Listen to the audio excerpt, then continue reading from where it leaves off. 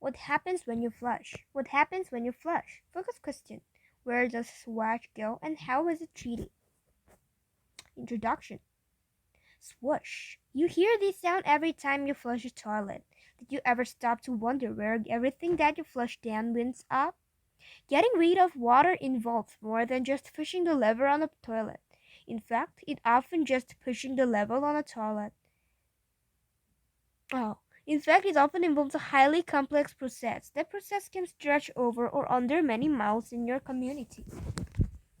Where does waste come from? Where does it go?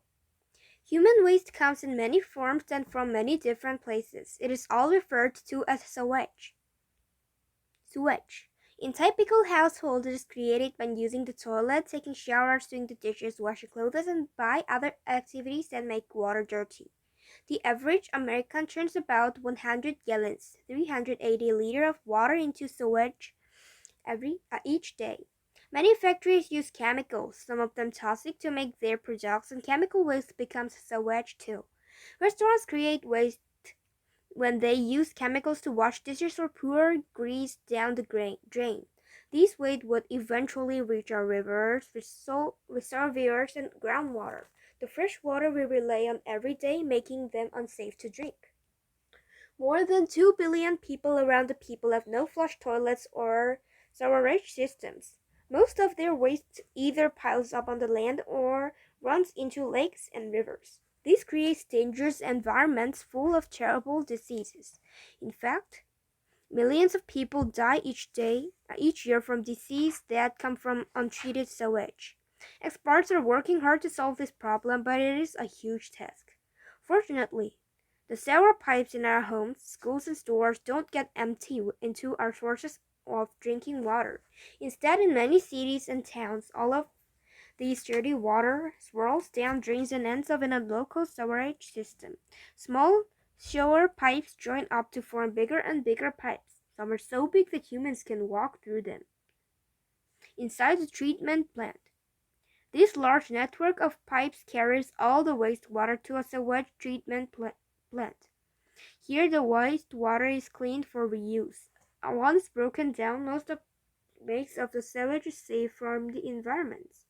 Fertilizers, methane, and water. First, though, organisms that cause disease and other pollutants in the wastewater needs to be removed. Not all sewage treatment systems are alike. The type of treatment depends on the location and number of people in the area.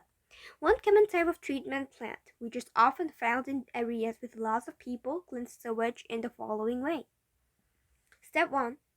A big screen, think of a giant kitchen strainer, removes large objects such as rocks, sticks, and garbage so that they don't jam the treatment places a plant's machines.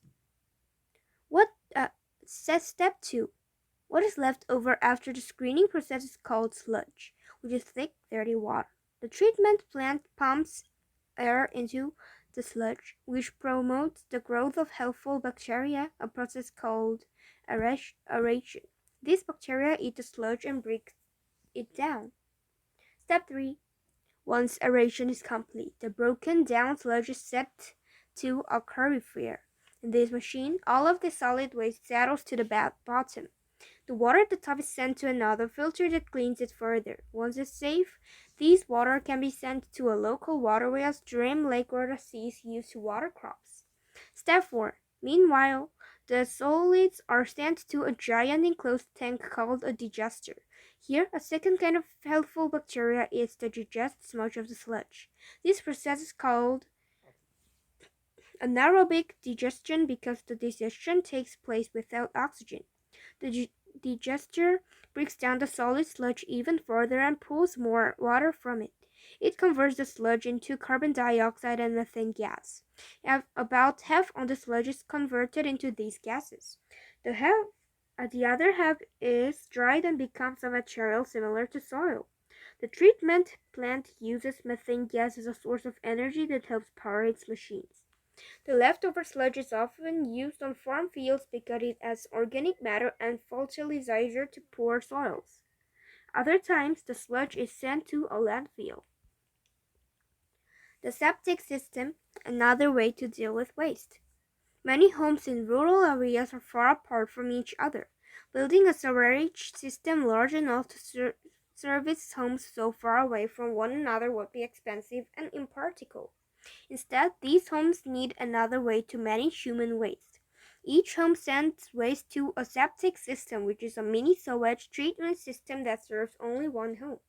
It consists of a septic tank and a drainage field. Both the septic tank and drainage field are located in the homeowner's yard. The concrete septic tank is buried underground. Any waste from the home runs straight into the tank. Inside the tank, the solid settles to the bottom and separates from the liquids. The liquids, called effluent, ran out through a series of underground pipes into the drainage field and spread into the soil. The soil filters the effluent as it percolates through the ground, naturally removing harmful pollutants before they reach groundwater. The septic tank collects all of the solid sludge, which builds up over time. When there is too much sludge in the tank, the homeowners must have a septic business pump out the tank. Groundwater and sewage, a dangerous combination. Groundwater is water that collects naturally underground. Much of it comes from surface water, such as rain and melted snow.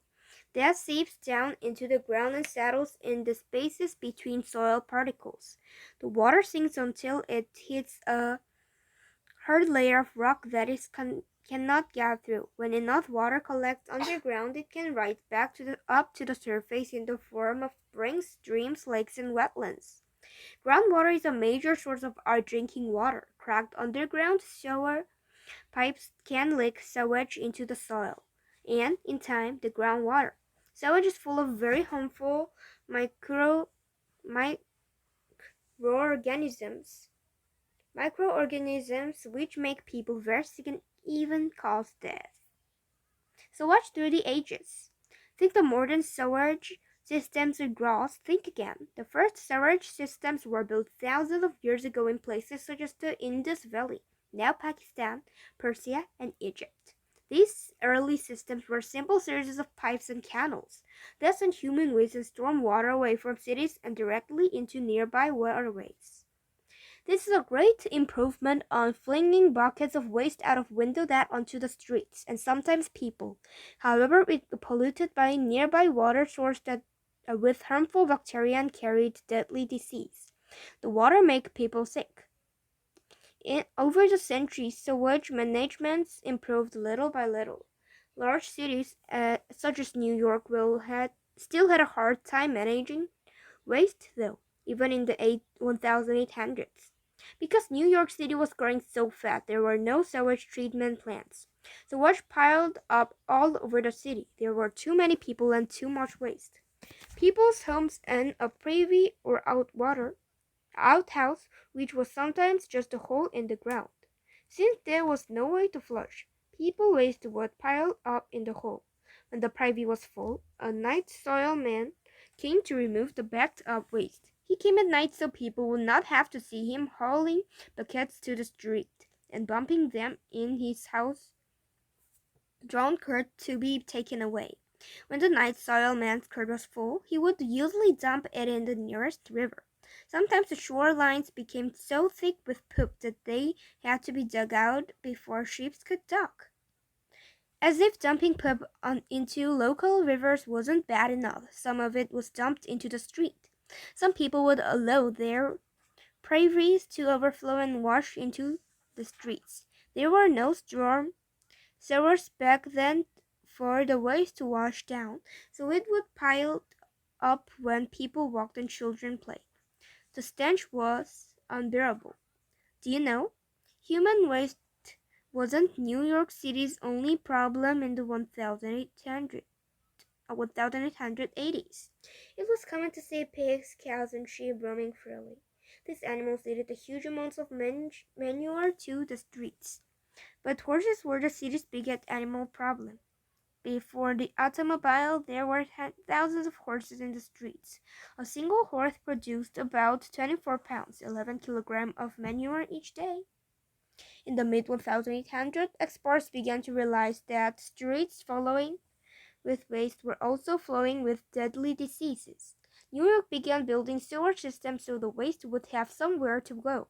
By 1914, New York City had nearly 850 miles, 1,368 kilometers of sewer.